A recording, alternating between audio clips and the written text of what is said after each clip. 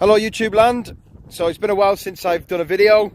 Again, I'm doing another video with, unfortunately, without the main man Big Red. But it's a bit of a different video today.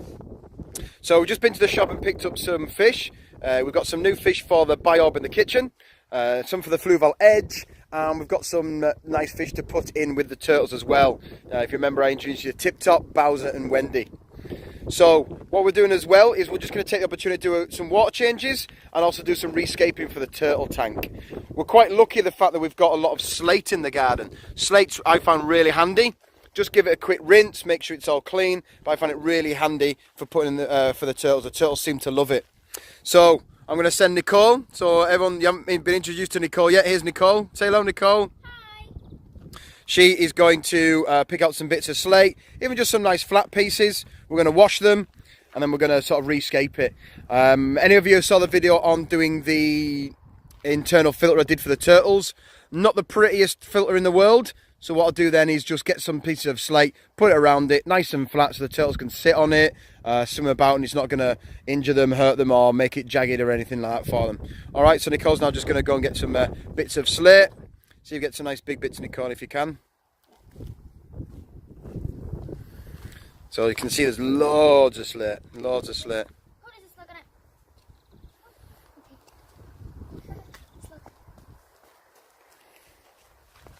So you even just see these bits here, you see all these bits here, nice and thin. Bit of dirt on them.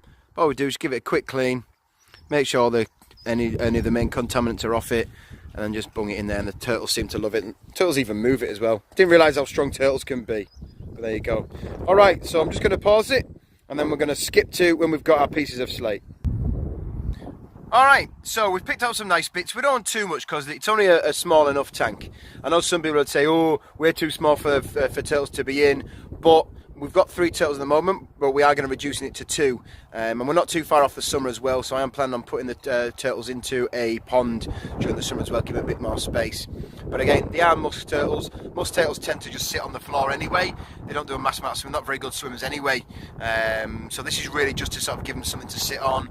It will eventually become the basking area as well. So for all you people who think it's too small, don't worry, it's all in hand. All right, so we're just going to give them a wash now, and I'll come back to you when we've finished. Alright, so I'm just finishing off, just give them a quick rinse with the hose. You can see, it's just really just to get the main layer of dirt off them really. It's not going to be completely and utterly clean, but it's just to get the main bits of dirt off them.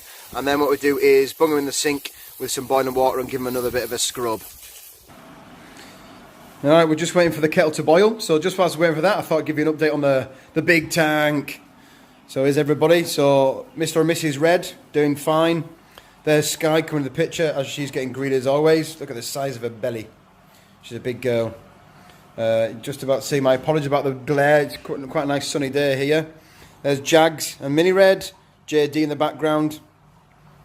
I'll do another video soon or just to give you an update on the Sinspillum, but you can see the Sinspillum in the background there. Getting really, really big now, as are the Devil Babies as well. So I'll do another video on those soon enough anyway. So we're just waiting for the water to boil and then I'll go back to it there. Alright, so just while I was waiting for the water to finish up boiling, just to show you there's the Biorb.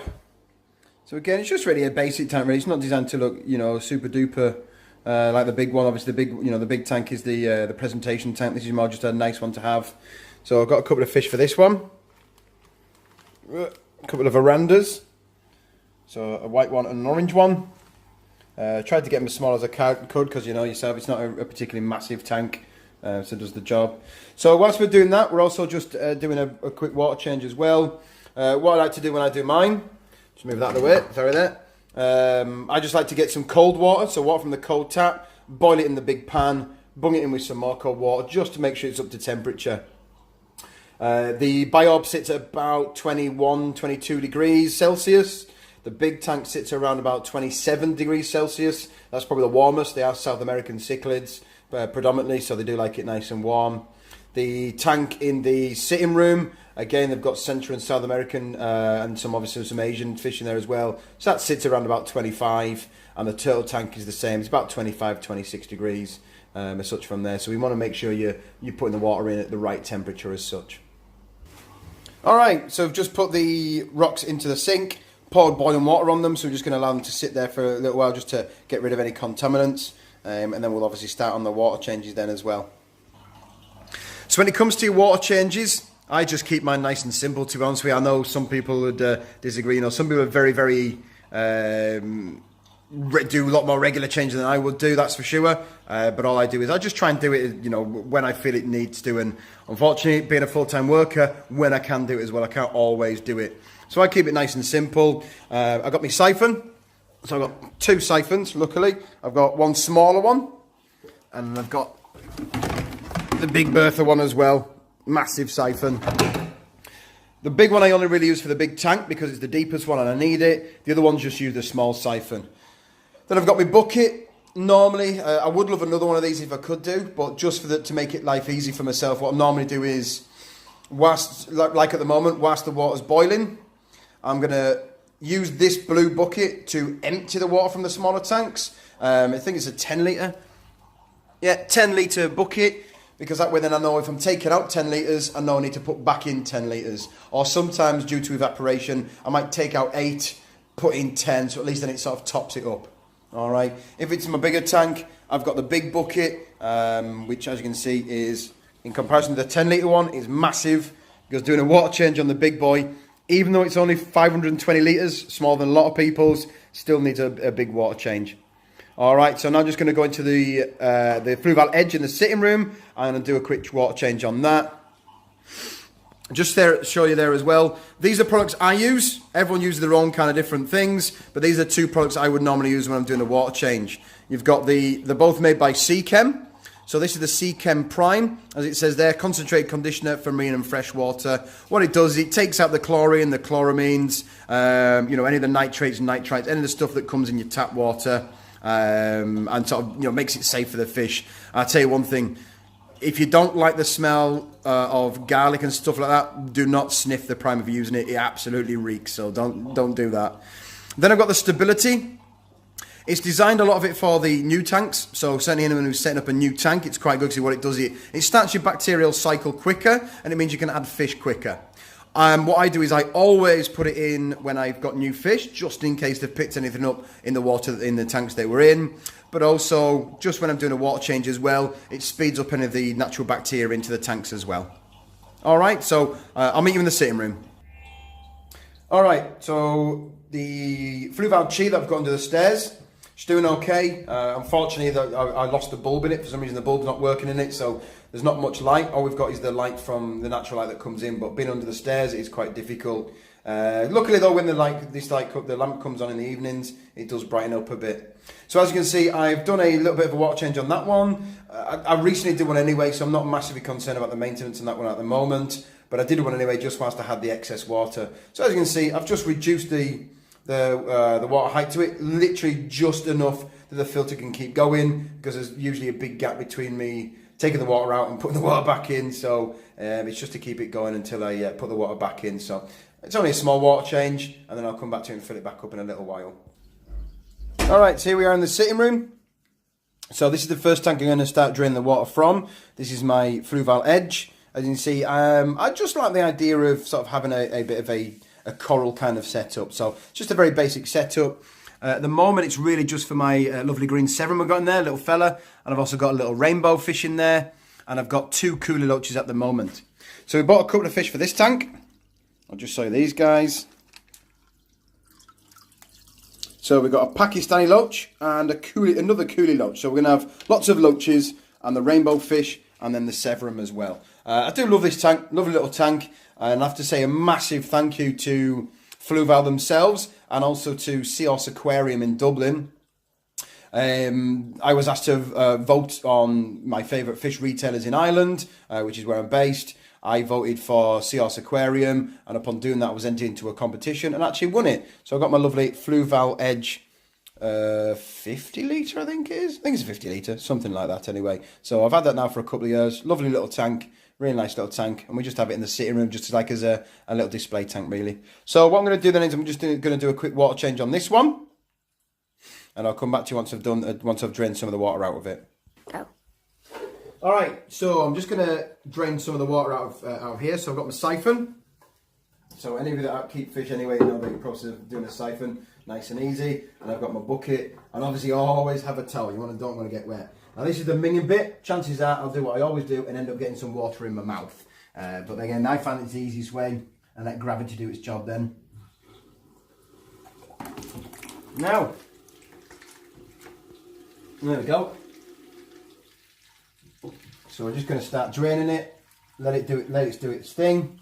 And as you know, anyone who keeps fish, the moment I've just got all the fish in their bags, they're sitting in their tanks, just to acclimatise. There's a good chance that obviously by the time, now there's only about 5-10 minutes between picking the fish up and getting them home, but just in case their water's a little bit different, the water's probably got different parameters, different temperatures, so it's just to make sure that I'm not putting them into an environment where they could end up just getting into shock and dying, or also contaminating my tank as well. So I've got them there just setting in for a little while whilst I do this, and then I'll put them in at that point there as well.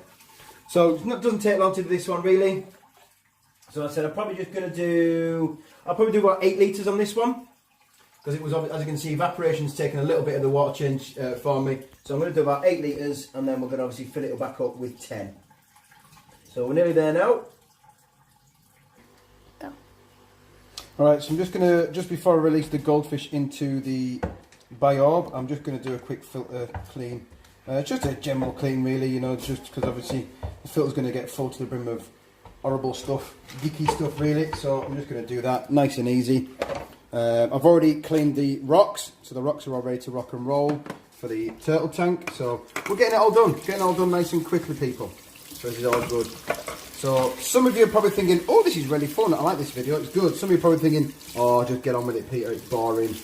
But I just thought I'd make it a bit more of an informative one this time, you know. So everyone likes being informed about how to do things, so it's really just to give you that kind of idea. Certainly people who are maybe new to the hobby, I know there's a lot of people here who are going to be more experts than me, but at least it gives you something to go on as such anyway. Alright, so filters in biorbs are nice and easy. They're just 2 layers basically. You've got one layer with the just sort of the bits of media in there. You've got bits of carbon, bits of your ceramic media, that kind of stuff. And then a sponge on top. And then we just pop this back on here. No, just clicks in place. Tube's a bit dirty, but we do get a nice bit of sunlight in here. So on one hand, the downside is that you get a lot of algae build up in some of the tanks, but the good thing is at least they're getting a lot of natural sunlight. Alright, oh, we've got some rocks that have got into where the filter should be. Just remove those. There we go. Now I've got a nice wet arm, thanks. Okay, so just put that down here. All it's doing is just an air stone that powers it. There you go, that just locks into play. And we're good to go. Alright, so what I'll do is I'm just going to release the fish now as well. So again, just on the safe side, we don't really want their water going in. So what I'm going to do is I'm just going to take their water out, so I'll put it into a net and then release them straight into my water. So I'm just going to get some scissors. Can't find a scissors, so I'm just going to get a knife instead.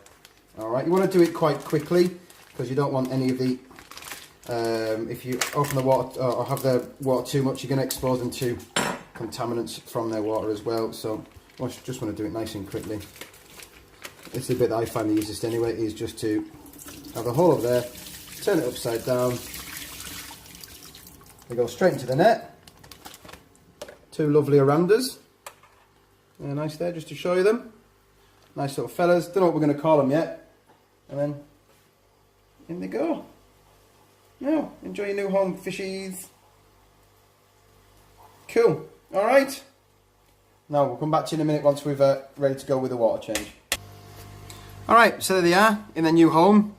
Glass is a bit wet, so apologies, it looks a little bit cloudy, but hopefully they'll settle in okay. It's a shame I haven't had massive success with goldfish in the past, if I'm brutally honest. But all we can do is hope that they get on with the white clouds that are in there with them, and hopefully they'll have a nice life in there anyway.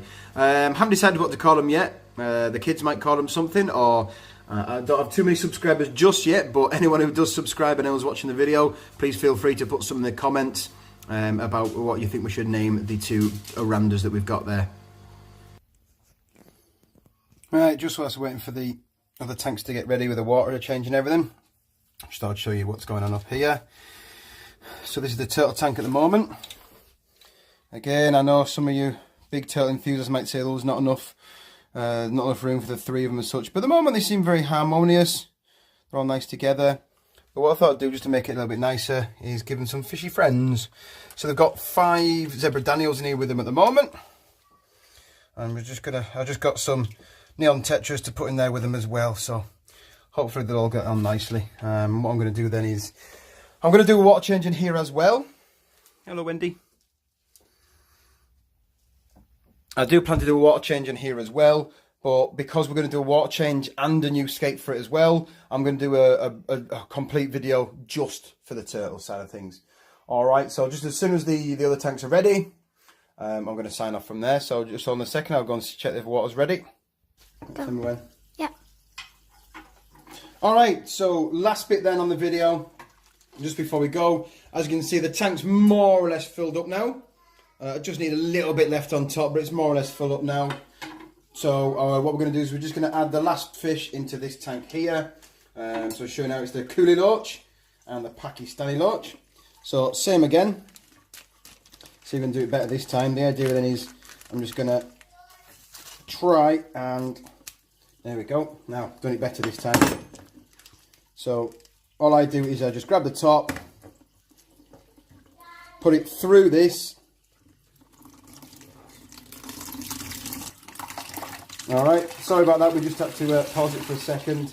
So, there you go. So, fish straight into there. So, I don't know if you can see the Coolie Loach and the Pakistani Loach. Have to be very careful with these guys. The loaches, like they are, they do have some whisker type things as far as I know anyway. So you don't want to get yourself stabbed, but at the same time, you also don't want to get them stuck in there as well. Now, so there goes the Coolie Loach. And so Pakistani Loach doesn't want to leave. There he goes. There we go. So now he's going to be in there with in his new home with the green Severum and the rainbow fish, and the Coolie Loach has got 2 more friend Coolie Loaches to play around with. Alright, so I know it's just a very basic video today, guys. It was just obviously just to show you a bit of a water change, but mainly just to give you a fish update. Please subscribe and don't be afraid to comment, and make sure you like the videos as well. And again, Pakistani Loach and the Coolie Loaches, we don't have any names for them, so feel free to leave a comment there, just give us any names you want to do. But for now, from me and Big Red, who you've seen a little bit of, and from Nicole as well, say bye, Nicole. Bye. We'll see you soon.